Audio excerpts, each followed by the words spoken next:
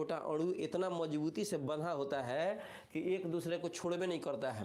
अब हई घसगेगा तो साथे इसको लसर ले जाएगा बगल वाला को, अब बगल वाला इसको लसारेगा तो मिला जुला के सब लसराएगा। देखो इसको पकड़ के हमने खींचा, ये अणु इसको उठा लिया, ये अणु इसको उठा लिया, ये अणु इसको उठा लिया, सब आपस में बंधा हुआ है। इसके चलते ये बहता नहीं है। द्रव के जो अंदर जो बल होता है अणुओं परमाणुओं के बीच, इसको कहा जाता है अंतराण्विक आकर्षण बल। क्या बोला जाता है? जो पदार्थों के अंदर छोटे छोटे कण मॉलिक्यूल्स होते हैं ना, अणु परमाणु होते हैं, उनके बीच जो आकर्षण पैदा होता है उसको हम लोग कहते हैं अंतराण्विक आकर्षण बल। I love you sir. अब लो बीच में अब यह खतरा पैदा कर दिए, ठीक है, और कुछ नहीं तो पढ़ेगा नहीं तो दिल नहीं मिला किसी से तो मास्टर से ही। बहुत खतरनाक लड़का लग रहा है। कौन है? धरते से लाहौर से, देखो लाहौर से भाई। चलिए पाकिस्तान में भी एगो समर्थक आ गया का। देखिए अब यहाँ पर समझ लीजिए कि हम बता रहे थे कि ठोस में जो होता है छोटे छोटे कण परमाणु आपस में क्या होता है, जुड़े होते हैं बहुत मजबूती से, जिसके चलते ठोस का बहाव नहीं होता है। द्रव के जो छोटे छोटे कण होते हैं उनके बीच आकर्षण बल इतना मजबूत होता है, इतना जबरदस्ती पकड़ा रहता है। सॉरी, द्रव में बहुत कम मजबूती से पकड़ा होता है, ठीक है, ठोस में बहुत ज़्यादा मजबूती से पकड़ा होता है। इसमें तनकी तनकी दूर हो जाएगा, हल्का हल्का सा चित्र बना दे, फैलाकर हल्का फुल्का। इसके जो बीच आकर्षण बल होता है तनी कम होता है, इसके चलते बहाव ज़्यादा होने लगता है। इसमें सबसे देखिए इसकी दूरी सबसे अधिक बढ़ गई। इसका मतलब हुआ कि गैसों के बीच आकर्षण बल बहुत कमजोर होता है। फिर से देख लीजिए, ठोस के अणुओं के बीच आकर्षण बल बहुत ज़्यादा होता है, अंतराण्विक आकर्षण बल। अणुओं के बीच परमाणुओं के बीच जो बल लगता है ना उसको कहते हैं अंतराण्विक आकर्षण बल। इसको अंतराण्विक आकर्षण बल मजबूत होने के चलते इसमें बहाव नहीं होता है।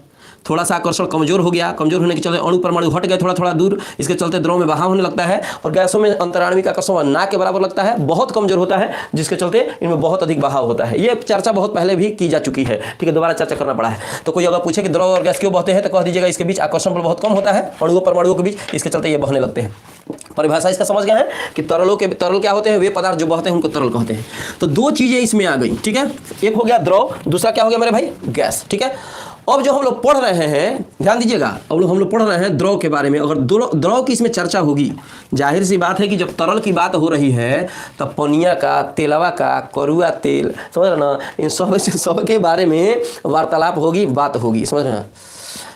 12th का टाइमिंग सुबह में होगा मेरे बाबू, ठीक है, सुबह में 8 बजे करीब में हम बता चुके हैं।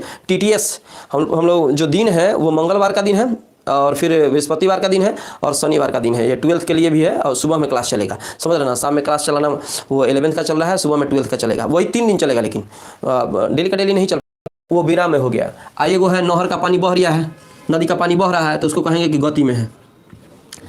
तो जो द्रव विराम में होता है, जो द्रव विराम में होता है उसका हम लोग अध्ययन करते हैं। उस अध्ययन को हम कहते हैं द्रव स्थैतिकी, माने उस ब्रांच को कहा जाएगा द्रव स्थैतिकी। स्थैतिकी का अर्थ होता है देवता, स्थैतिकी मतलब होता है विराम, ठीक है, और गति से बनेगा गतिकी, तो इसको कहेंगे द्रव गतिकी। अब इसका भी परिभाषा लिखना होगा, इंग्लिश लिख देते हैं, ठीक है। इसको कह सकते हैं आप हाइड्रो का मतलब होता है द्रव, हाइड्रोस्टैटिक्स, स्टैटिक्स कह सकते हैं, इसको कह सकते हैं हाइड्रोडायनेमिक्स, डायनेमिक्स, चाहे इसको ऐसे भी लिख सकते हैं फ्लूइड स्टैटिक्स और फ्लूइड डायनेमिक्स, कोई दिक्कत नहीं है। द्रव का भी अंग्रेजी यहाँ पे फ्लूइड भी लिख सकते हैं, कोई दिक्कत नहीं। तो इसका परिभाषा क्या? द्रव को अध्ययन के दृष्टिकोण से द्रव को 2 पार्ट में बांट दिया गया है। द्रवों का जब अध्ययन करना हो तो द्रव को कितना पार्ट में बांटा गया है मेरे भाई? 2 पार्ट में बांटा गया है। एक हो गया है द्रव स्थितिकी, तो लिख दीजिएगा डैश देकर, ठीक है, कि इसमें विरामावस्था में स्थित, विराम के स्थिति में जो रहता है द्रव, उसका अध्ययन होता है। फिर से देखो, द्रव को 2 तरीके से अध्ययन किया जाता है, द्रव को 2 तरीके से पढ़ा जाता है। एक द्रव जो विराम की स्थिति में होता है, तो जो द्रव विराम की स्थिति में होता है उसका अध्ययन, उसकी पढ़ाई द्रव स्थितिकी कहलाता है। जो द्रव गति में होता है, मतलब द्रव बह रहा है, ठीक है, तो जो द्रव गति में है उसका जो पढ़ाई होता है, उसका जो अध्ययन होता है द्रव स्थितिकी कहलाता है। परिभाषा इसका हो गया कि वह द्रव जो विराम की स्थिति में होता है उसके अध्ययन को द्रव स्थितिकी कहते हैं। वह द्रव जो गति में होता है उसके अध्ययन को हम द्रव, ठीक है, गतिकी कहते हैं, हाइड्रोडायनेमिक्स कहा जाता है, ठीक है। मुझे लगता है क्लियर हो गया होगा। जल्दी से इसका स्क्रीनशॉट ले लो, इसका परिभाषा लिख लेना। वे पदार्थ जो बहते हैं तरल कहलाते हैं। इसमें द्रव आ गया, गैस आ गया। द्रव का अध्ययन 2 प्रकार से किया जा सकता है। वह द्रव जो विराम की स्थिति में होता है उसका अध्ययन द्रव स्थितिकी, वह द्रव जो गति की अवस्था में होता है उसका अध्ययन होता है द्रव गतिकी कहलाता है, ठीक है। कोई दिक्कत? ठीक है, क्या लिखा है? लव यू माय सोना, तुम मेरे हो ना, समझ रहे ना। ये सब क्या लिख रहा है? पढ़ाई नहीं करेगा, इंग्लिश मीडियम से, इंग्लिश मीडियम पढ़ाते हैं, पढ़ाई में चैटिंग करने आता है बुकवा, ठीक है, चैटिंग खाली करेगा। इसलिए कहता है लाइव क्लास चला, बताइए तो चैटिंग करेगा तो काम चलेगा? पढ़ाई पढ़ने का मन लगाने आता है कोई को, आज मन लगाने आया है, कल कहेगा भाई अब क्या मन लगाया जाए, चलो अब घर पे आराम किया जाए, समझ रहे ना। पहला दिन जब क्लास चालू करते हैं तो पता चलता है कि बहुत लोग जुड़ गए, दूसरा दिन ठीक है कहीं सा हल्का कम हो गया, क्या है भाई, तो वैसे अब चैटिंग करने का मन नहीं कर रहा है। देखिए अब आते हैं, ये क्लियर हो गया। अब दूसरा इसमें एक टॉपिक है दाब, ध्यान दीजिएगा बेटा, ये बहुत जरूरी है। दाब क्या है? प्रेशर, प्रेशर, ठीक है।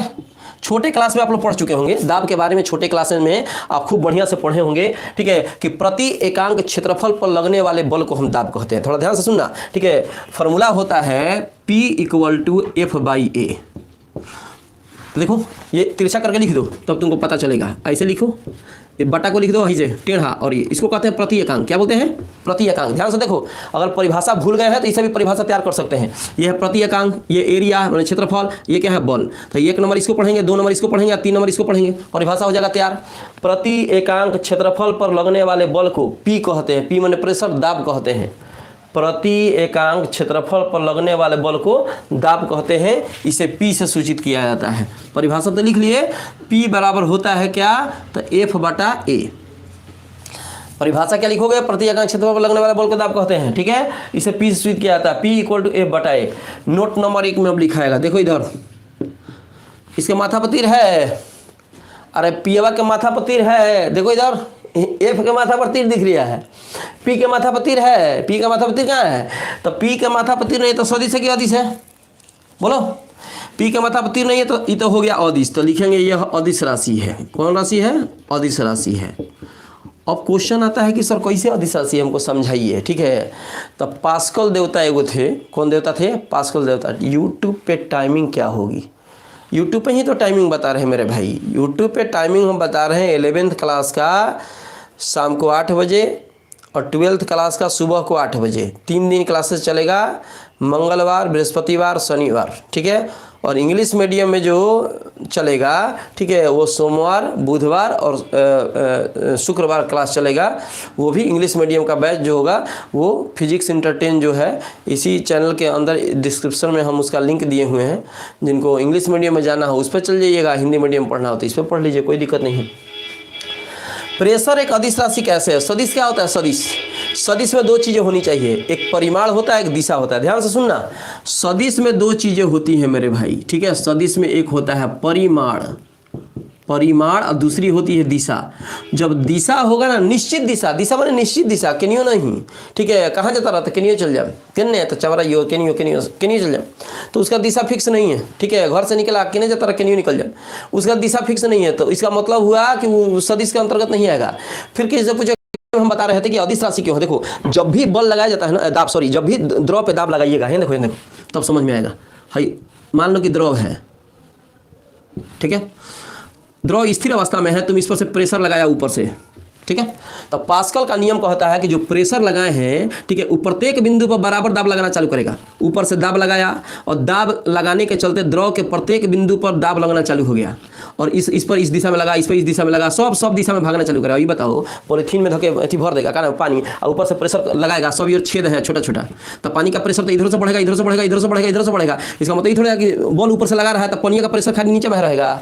हत्ते बड़ा ले लो, एगो कुछ भी प्लास्टिक का ही एक इतना बड़ा बॉक्स ले लो छोटा सा, ठीक है, प्लास्टिक का, पानी भर दो, छोटा छोटा उसमें छेद रहेगा, ऊपर से तुम प्रेशर करेगा, ठीक है, तब पानी हेनियों का अधिक स्पीड से फेंकेगा, हेनियों का सब जगह। ऐसा नहीं ना होगा ऊपर से खाली प्रेशर दे रहा है तो नीचे ही का पानी स्पीड से आएगा, अब बगल का पानी स्पीड से नहीं निकलेगा। जब ऊपर से प्रेशर देगा तो सब पानी स्पीड से भागना चालू होगा। इसका मतलब हुआ कि जो आप ऊपर से प्रेशर लगा रहे हैं, इस पर ऊपर से प्रेशर इसे लगा रहा है, उस प्रेशर का प्रभाव सब दिशा में बराबर पड़ रहा है, सब छिद्र से बराबर मात्रा में प्रेशराइज करके द्रव निकलना चालू हो जाएगा। इसका मतलब हुआ इसकी दिशा फिक्स नहीं है, पूर्व पश्चिम उत्तर दक्षिण सब तरफ है। तो जब दिशा फिक्स नहीं है तो कौन राशि होगी? अदिश राशि। तो कोई पूछेगा कि दाब एक अदिश राशि क्यों है, तो ये कहिएगा खाली कि इसमें दिशा नहीं होता है, ठीक है, दिशा होता है लेकिन दिशा सब तरफ होता है, निश्चित दिशा नहीं होती है। खाली फटाक से कहता दिशा नहीं होता, दिशा नहीं होता, दिशा कैसे नहीं होता है? दिशा तो है इसमें, लेकिन निश्चित दिशा नहीं होने के चलते ये कौन सी राशि हो गई? एक अदिश राशि हो गई। दूसरा क्या हो सकता है नोट में? इसका मात्रक, ठीक है। तो एस आई जो मात्रक होता है, इसका एस आई मात्रक, इसे देखो, ये बल है तो न्यूटन, ये बटा है तो प्रति, और ये क्षेत्रफल है तो मीटर का स्क्वायर। एस आई मात्रक जो होता है, आप ऐसे लिखिएगा, इसका एस आई मात्रक न्यूटन प्रति मीटर स्क्वायर होता है, ठीक है। बल का हो गया न्यूटन, बटा का प्रति, या क्षेत्रफल का हो गया मीटर का स्क्वायर। समझ रही है मेरे भाई? क्या लिख रहा है इसमें? शायरी लिख रहा है कोई? पागल आ गया है कहते हैं। ठीक है, अब इसका अगर सीजीएस पद्धति की बात हो जाए, सीजीएस, ठीक है, अब सीजीएस बता चुके थे 11th क्लास में, ठीक, अभी तो 11th में ही है, लेकिन फर्स्ट चैप्टर में बताया गया था। सी मैंने सेंटीमीटर, जी मैंने ग्राम, एस मैंने सेकंड होता है। सीजीएस का फुल फॉर्म होता है सेंटीमीटर ग्राम सेकंड, इसे गॉसियन सिस्टम भी कहा जाता है, बताए हुए थे बहुत पहले। ठीक है, तो सीजीएस पद्धति में न्यूटन को कहा जाता है डाइन, डाइन चुड़ैल भूति नहीं, ठीक है, इसका होता है मात्रक डाइन, प्रति है तब प्रति, और चूंकि ये सेंटीमीटर वाला सिस्टम है तो मीटर हटा के यहाँ सीएम लगा देंगे, सेंटीमीटर स्क्वायर। तो ये कदिश राशि है। दूसरा में इसका जैसे मात्रक न्यूटन प्रति मीटर स्क्वायर होता है, सीजीएस पद्धति में इसका मात्रक डाइन प्रति सीएम स्क्वायर होता है। 4 नंबर में आ जाओ, 4 नंबर आओ, है देखो भयंकर। अब देखो ये जो आप देख रहे हैं न्यूटन प्रति मीटर स्क्वायर को पास्कल भी कहा जाता है, हिंदी में लिखते हैं, पास्कल क्या कहा जाता है, पास्कल भी कहा जाता है, जिसे पीए से सूचित किया जाता है। देखो जो भाषा हम बोल रहे हैं ना, आप पहले बोर्ड पे देखिए क्या लिखा है, जो भाषा बोल रहे हैं सर जी आ गए हैं क्या इसमें, गर्दा हो गया वर्मा सर चलिए प्रणाम प्रणाम, ठीक है, गर्दा गर्दा धुरा क्या होता है, लेकिन बॉस आपकी दुआएं साथ हैं। न्यूटन प्रति मीटर स्क्वायर को पास्कल कहा गया, ठीक है। अब कहेगा कहा पास्कल क्या होता है, तो कहेगा जॉन कॉल पास हो जाओ ना, 2-4 को कॉल मुखिया की तरफ से मिला नहीं है, ठीक है, मुखिया के हक में, तो मुखिया के हक में नहीं मिला है, जो पास हो गए तो ना कहा कि पास कॉल हो गए, ठीक है, नया का फॉर्मूला तैयार कर दिया। सीधा सीधी कहिए पास्कल जो नाम है एक फ्रेंच वैज्ञानिक थे। कौन वैज्ञानिक, फ्रेंच वैज्ञानिक, ध्यान देने का मेरे भाई। पास्कल जो है एक फ्रेंच वैज्ञानिक, अब वैज्ञानिक का नाम क्या था, ब्लैसी पास्कल, ब्लैसी पास्कल, ब्लैसी पास्कल। कौन पास्कल, तो ब्लैसी पास्कल के प्रतिष्ठान में सम्मान में, चूंकि उनकी भूमिका बहुत अधिक थी, इन ब्लैसी जो पास्कल थे दाब के अध्ययन में, दाब के बारे में जानकारी देने का जो इनका श्रेय जाता है, मैंने बहुत बड़ा जाता है, इसके चलते ब्लैसी पास्कल का नाम पर ही इसको घोषित कर दिया गया कि ब्लैसी जी आपका जो नामवा है उसी के नाम पर हम लोग रख दे रहे हैं, न्यूटन प्रति मीटर स्क्वायर को क्या कहा जाएगा, पास्कल, ठीक है। तो इसको कोचिंग शॉर्टकट में सूचित करते हैं पीएस है। तो ध्यान दीजिएगा चौथा नंबर में क्या लिखेगा कि न्यूटन प्रति मीटर स्क्वायर को पास्कल भी कहा जाता है, जिसे पीएस से सूचित किया जाता है, ठीक है। यह फ्रेंच वैज्ञानिक ब्लैसी पास्कल के नाम पर रखा गया है, ठीक है। 5 नंबर में आते हैं, इधर दिख रही है मेरे भाई, यहाँ पे दिख रहा है, वाह गुरुजी कौन खतरनाक है प्रति मीटर स्क्वायर को, 1 न्यूटन प्रति मीटर स्क्वायर को 1 पास्कल कहा जाता है, माने सेम टू सेम है, हतना लिखो चाहे हतना लिखो, कोई अंतर की बात नहीं है। ये तो मुझे लगता है कि बात समझ में आई हुई, ठीक है। और इसके बारे में और भी सारे भी नोट हैं, इसको तो मिटा दे, इधर वाला मिटा देते हैं, ठीक है। और उसके बाद थोड़ा सा और नोट बाकी है, इसमें बहुत बढ़िया बढ़िया नोट बाकी है। नोट का मतलब जानता है, नोट ले ज़्यादा जरूरी है, जो पैसा कमाता है ना सब नोटवा, उस नोटवा से ज़्यादा जरूरी है। यह नोट को याद करके भविष्य में बटोरेगा नोट, समझ रहे ना, इसीलिए इसका नाम हो गया नोट, ठीक है, सिक्का नाम नहीं है, नोट नाम है। तो जो नोट जो है ये बहुत जरूरी है, इसको मिटा रहे हैं, ठीक है। यहाँ पर हमको कुछ बताना है, थोड़ा थोड़ा यहाँ बता दें, और भी बहुत सारी चीज़ें हैं इसमें, ध्यान देने का मेरे भाई। अब दाब में आगे 1 न्यूटन प्रति मीटर स्क्वायर, देखो एक अन्य मात्रक भी होता है दाब का, क्या लिखे हैं, क्या ऊपर चला जा रहा है, फटाक से पढ़ रहे हैं। एक अन्य मात्रक होता है जिसको हम लोग कहते हैं वायुमंडल, क्या बोलते हैं, वायुमंडल।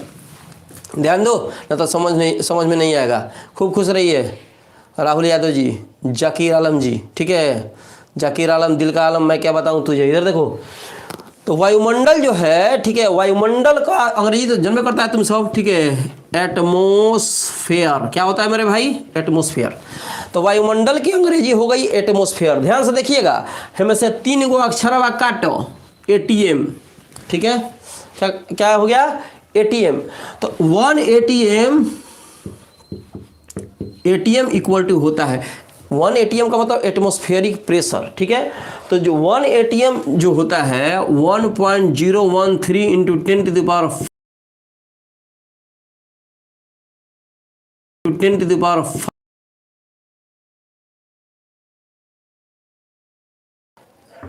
आ रही है आवाज, साउंड आ रही है, देखिए क्लियर है मेरे भाई, क्लियर है। देखिए गोरखपुर से हूँ, कृष्णा जी, ठीक है, चलिए बहुत बहुत धन्यवाद, गोरखपुर से आप जुड़े हुए हैं। 013 10 टू द पावर 5 पर ये सब देखो, ये बहुत इंपॉर्टेंट चीजें हैं जो हम लिख रहे हैं ना मेरे भाई, ये इतना ज्यादा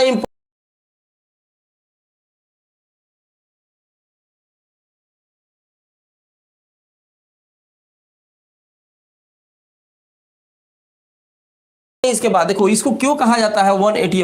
देखो एक वायुमंडल मतलब समुद्र तल पे, समुद्र तल एक समझिए कि एक समुद्र तल जो है ना एक लेवल मान लिया गया है। समुद्र तल पे जो आपका दबाव होता है, हवा का दबाव होता है, ठीक है, इतना ही होता है, उसी को कहा जाता है एक वायुमंडलीय दाब। ठीक है, तो 1.013 10 के पावर 5 पास्कल होता है। आप प्रेशर के बारे में समझ गए, तरल के बारे में समझ गए। अब आता है छोटा सा एक टॉपिक, घनत्व। क्या आता है? घनत्व, डेंसिटी। जैसे मेरे भाई आपका एनसीईआरटी दिया, इधर से काट कर उधर से छाट कर, इनने से पढ़ाने का उनने से छोड़ देने का, ऐसे गाजीपुर से, ठीक है, अभिलाष चौहान, ठीक है, चलिए बहुत। तो फॉर्मूला होता है घनत्व बराबर, ध्यान दो, घनत्व बराबर होता है द्रव्यमान, सबको पता होगा ये लगभग, द्रव्यमान बटा आयतन, इस सबको पता होगा लगभग सबको पता होगा, कुछ लोगों को हो सकता है नहीं पता हो। ठीक है, घनत्व बराबर द्रव्यमान बटा आयतन। तो यहाँ देखो बट्टा का अर्थ होता है प्रति, बट्टा का अर्थ क्या होता है? प्रति। तो प्रति एक, चलो इसको थोड़ा सा फॉर्मूला लिख दे। घनत्व को सूचित करने का तरीका रो है, पी नहीं है ई, इसको पी को ऐसे लिखते हैं, रो को ऐसे लिखते हैं, इसको रो पढ़ते हैं। ठीक है, तो ये द्रव्यमान का हो गया एम और आयतन का हो गया भी। फिर से देख लीजिए, इसको कहेंगे रो, घनत्व को, द्रव्यमान को एम और आयतन को क्या कर देंगे? भी लिख देंगे। ठीक है, तो इसको टेढ़ा कर दीजिए आप। जब टेढ़ा कर दीजिएगा तो आपका परिभाषा हो जाएगा तैयार, खूब बढ़िया से, आपको रट्टा मारने की जरूरत नहीं पड़ेगी। कैसे? प्रति एकांक आयतन, भी माने आयतन। हम क्या बताए हैं? पहले बीच वाला पढ़ो, फिर इधर का पढ़ो, फिर इधर का पढ़ो, ना तो रट्टा मारेगा, पागल बनेबे का काम खत्म हो जाएगा। हई जो है इसको पढ़ेंगे पहले, प्रति एकांक, हई हो गया आयतन, हई हो गया द्रव्यमान। प्रति एकांक आयतन, किसी पदार्थ के प्रति एकांक आयतन के द्रव्यमान को घनत्व कहते हैं। परिभाषा लिखना होगा तो क्या लिखेगा? किसी पदार्थ के प्रति एकांक आयतन, पहले इसको पढ़ रहे हैं, फिर इसको पढ़ रहे हैं, फिर इसको पढ़ रहे हैं। 1 नंबर, 2 नंबर, हई हो गया 3 नंबर। भी आयतन है, एम क्या है? द्रव्यमान है। किसी पदार्थ के, परिभाषा कैसे लिखिएगा? किसी पदार्थ के प्रति एकांक आयतन को हम क्या कहते हैं? चला घनत्व कहते हैं। इसे रो से सूचित किया जाता है, रो इक्वल टू हो गया m/v। इसका भी नोट आप लिख सकते हैं, माथा पर तीर नहीं है, इसका मतलब ये भी एक। आवाज नहीं आ रही है क्या? आवाज फ्रेश नहीं आ रहा है, देखो नोट में। तो नोट में आएंगे तो इसका हो गया, देखो इसका क्या होगा? द्रव्यमान है तो हो जाएगा केजी, और ये बट्टा है तब प्रति, देखो इसका केजी, इसका प्रति, आयतन है तो मीटर क्यूब। जल्दी से स्क्रीनशॉट लो, मिटाना है फटाफट फटाफट। हो गया स्क्रीनशॉट? स्क्रीनशॉट हो गया मेरे भाई? मिटाएं? अरे मेरे भाई स्क्रीनशॉट हो गया? परिभाषा जो है ना आपकी किताबों में दे दिया है, बोला है किताबों में कि बबुआ इसको पढ़ा, बबुआ इसको पढ़ा। कुछ पूर्णिया से भी जुड़ गए हैं एक आदमी, चलिए बहुत, ग्यासपुर, पूर्णिया, पूरा यूपी बिहार। रिलेटिव डेंसिटी, इसका अथी से क्या नाम है, फॉर्मूला से परिभाषा निकालो। ठीक है, बैठ कर काम अथी करेगा तो काम कर बढ़ा जाएगा। थोड़ा सा ध्यान देखो, फिर लाइट आ गई, फिर कटेगी, तो फिर बीच में कैमूर से, कैमूर जिला से तो भाई हमको आता रहता है मैसेज, होता है हमको सापेक्षिक घनत्व, उसको बटा के ऊपर रखते हैं। किसी पदार्थ का घनत्व, जिस किसी पदार्थ का अगर निकालना हो हमको सापेक्षिक घनत्व, उसका घनत्व ऊपर रख दिया, और जल का घनत्व नीचे रख देते हैं। जल का घनत्व हम लोग कंपैरिजन कर रहे हैं, सापेक्षिक समझ रहे हैं ना, तुलना हो रहा है। सापेक्षिक का मतलब रिलेटिव। तुम लोग 1 घंटा में उगता जाएगा, 1.25 घंटा में उगता जाएगा, यहाँ तो 3-3 घंटा 4-4 वन शॉट वीडियो बना रहा है सब। ठीक है, कोई को तो 12 घंटा का, 13 घंटा का हम देखते हैं कभी कभी यूट्यूब पर, 13 घंटा का वीडियो बना दे रहा है सब। अब बैठ कर खूब बढ़िया से लड़का देख रहा है सब, समझ रहे ना। आप लोग क्या है कि 1 घंटा पढ़ाते हैं, आधा घंटा पढ़ाते हैं, उसमें नीचे लिख दे जल का घनत्व। ठीक है, परिभाषा क्या दीजिएगा? किसी पदार्थ का घनत्व और जल के घनत्व के अनुपात को, बट्टा माने अनुपात, देखा है Z बराबर x/y लिखा है कि नहीं? Z बराबर क्या लिखा है? x/y। फलाना और ठिकाना के अनुपात को चिलानवा कहते हैं। फलाना और ठिकाना के अनुपात को चिलानवा कहते हैं, मैंने x और y के अनुपात को z कहते हैं। तो फलाना ठिकाना अनुपात को हई कहते हैं। परिभाषा तैयार हो गया। किसी पदार्थ का घनत्व और जल के घनत्व के अनुपात को, अनुपात मैंने बट्टा, अनुपात मैंने बट्टा, तो किसी पदार्थ का घनत्व और जल के घनत्व के अनुपात को क्या कहते हैं? सापेक्षिक घनत्व हम कहते हैं। ठीक है, ध्यान दीजिएगा, नोट में एक बहुत इंपॉर्टेंट चीज है। ठीक है, यह न्यूमेरिकल में भी जब आप लोग न्यूमेरिकल अगर बनाइएगा तो इसका काम पड़ता है। 4 डिग्री सेल्सियस पर जल का जो घनत्व होता है वो महत्तम होता है। कितना होता है? महत्तम सबसे अधिक। ठीक है, कितना होता है? Metre cube. तो ये जो है ना, अगर कहीं नहीं दिया होता, बना रहे कोई सवाल बना रहे हैं औरंगाबाद बिहार से, चलिए इंडियन मोहित जी, ठीक ठाक है ना? बारे में प्रणोद क्या है मेरे भाई? अंग्रेजी में बोलते हैं थ्रस्ट। क्या बोलता है? थ्रस्ट। है देखो, एक छोटा सा टॉपिक है, ठीक है, और बहुत लंबा वीडियो होगा ना, तो एक छोटा सा जो पास्कल का नियम बाद में पढ़ा देंगे, कोई दिक्कत नहीं है। अभी देख लो प्रणोद के बारे में। प्रणोद जो है, जैसे मान लो कि यहाँ एक बर्तन रखा हुआ है, देखो छोटा सा टॉपिक है, 5-10 मिनट पढ़ाएंगे ना तो वो पास्कल का नियम भी हो जाएगा। तो इसलिए हम सोच रहे हैं कि उसको लगातार पढ़ाई दें, क्या टेंशन है। ठीक है, आप लोग घर पे बैठे बैठे इसके बाद सुते पे ना करिएगा, रोटी वोटी अगर जो रूम लेकर होंगे रोटी वोटी बनाएंगे। थ्रस्ट क्या है देख लो, जल, अब इसमें जल रख दिया, मान लो इसमें जल भर दिया है, तो जल क्या करता है ना, जैसे मान लो कि बोतल में जल रख दिया है, तो जल बोतल का हर एक बिंदु पर सब तरफ से बल लगाता है। कैसे पता चलता है? हिन्ने से जब छेद मारेगा हिन्ने, तो फन देना पानी हिन्ने फेंकना चालू कर देगा। क्या है? तो प्रेशर उनियो लगा रहा था, हिन्ने से एगो छेद करेगा, फट से ना इनियो पानी फेंकना चालू करेगा। कहीं पर भी छोटा आप छिद्र मारिएगा, पानी का प्रेशर उस तरफ से लग रहा है। इसका मतलब जो पनिया है, ठीक है, पानी जो है, पानी जो पात्र के प्रत्येक बिंदु पर सब तरफ बल लगा रहा है कि नहीं लगा रहा है? तो जो प्रत्येक बिंदु पर जो बल लगा रहा है, उस बल को हम कहते हैं प्रणोद। माने प्रणोद बल है किसका?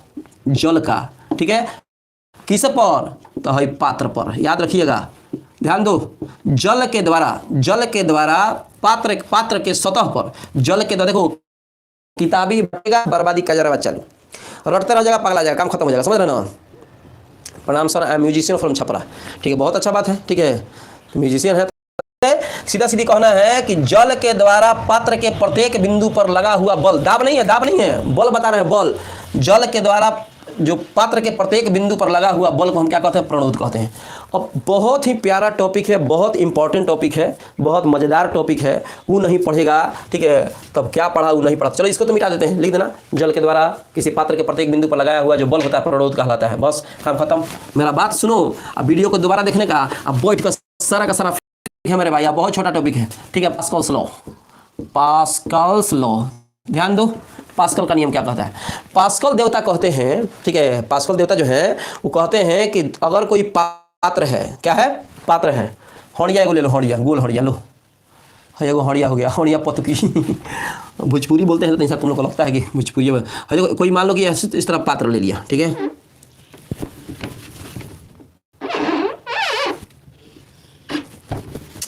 क्या है, गड़बड़ा जा रहा है ये।